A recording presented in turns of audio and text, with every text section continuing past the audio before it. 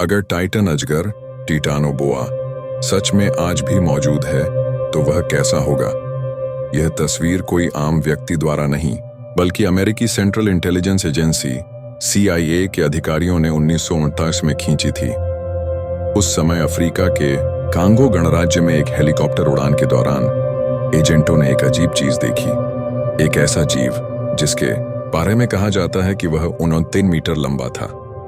यह वैज्ञानिकों द्वारा खोजे गए टाइटन अजगर की हड्डियों से भी बड़ा था, पुराणों और कथाओं से परे। यह तस्वीर इस बात की ओर इशारा करती है कि शायद टाइटन अजगर सचमुच अस्तित्व में था। कई गवाहों द्वारा रिकॉर्ड किए गए वीडियो में देखा गया कि अगर ध्यान से देखा जाए तो गंदले पानी में एक विशालकाय सांप तैरता नजर आता है। उसकी पूंछ बहुत देर बाद गायब होती है, जो इसके बेहद लंबे शरीर का संकेत है। रूस के समारा शहर में एक विशाल सांप की छत पर रेंगने की वीडियो भी सामने आई है। हालांकि वह इलाका ठंडा रहता है, पर इस तरह की घटनाएं चौंकाती हैं। ब्राजील में एक बहादुर मछुआरे ने अपने हाथों से इस विशाल सांप को पकड़ने की कोशिश की। कैमरे में कैद यह सांप सामान्य एनाकोंडा से कहीं बड़ा दिख रहा था। आज के आधुनिक युग में टाइटन बोआ जैसे जीव का अस्तित्व अभी भी एक रहस्य बना हुआ है। वैज्ञानिकों के पास इसकी पूरी जानकारी नहीं है, न इसकी आदतों की और न ही इसके व्यवहार की। इस विशाल जीव की खोज 2002 में कोलंबिया, दक्षिण अमेरिका के एक कोयले की खान में हुई थी। स्मिथसोनियन ट्रॉपिकल रिसर्च इंस्टीट्यूट के वैज्ञानिकों को 2 विशाल प्राचीन जीवों की हड्डियां मिली, पर असली खोज एक अनोखी रीढ़ की हड्डी थी।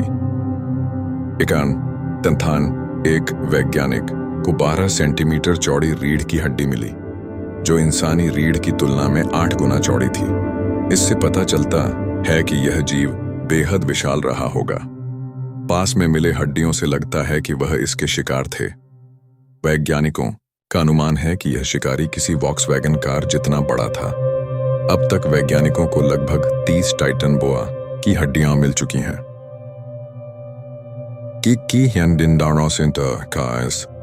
इसके आधार पर यह तय किया गया कि एक वयस्क टाइटन बोआ की लंबाई 13 मीटर तक होती थी, हालांकि कुछ इससे भी बड़े हो सकते थे। वैज्ञानिकों का मानना है कि इनका शरीर का आकार उनके आसपास के तापमान पर निर्भर करता था। जितना गर्म वातावरण उतना बड़ा शरीर। इसे हम आज के सबसे बड़े सांप ग्रीन एनाकोंडा से तुलना कर सकते हैं, जिसकी लंबाई 6 मीटर तक होती है। टाइटन बोआ उससे 2 गुना लंबा था। 2 पॉइंट वैज्ञानिकों का मानना है कि जलवायु परिवर्तन ही इसका विनाश का कारण बना।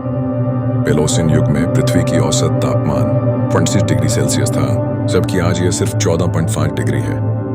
इतना गर्म मौसम तब जीवों के लिए फायदेमंद था।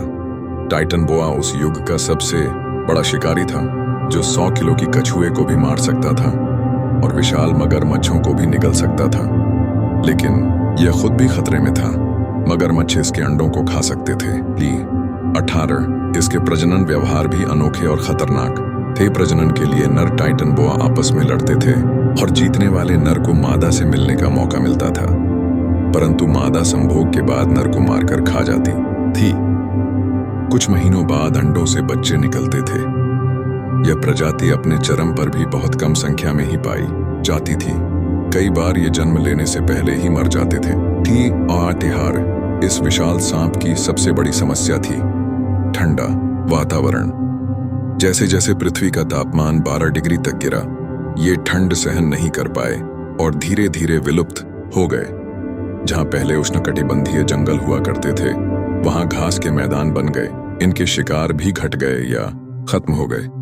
आखिरकार टाइटन बोआ का अस्तित्व समाप्त हो गया। 15 से अब जबकि भूमध्य रेखा वाले इलाकों का तापमान फिर से 31 डिग्री सेल्सियस हो गया है, जो पुराने युग से भी ज्यादा है, तो ऐसा लगता है कि अगर टाइटन बोआ कहीं छुपा हुआ था तो यह जागने का सबसे सही समय है। कई गर्म देशों की मीडिया में हाल ही में कुछ रहस्यमय घटनाएं हुई हैं, जो शायद इस बात का संकेत है कि वह विशाल सांप फिर से लौट चुका है।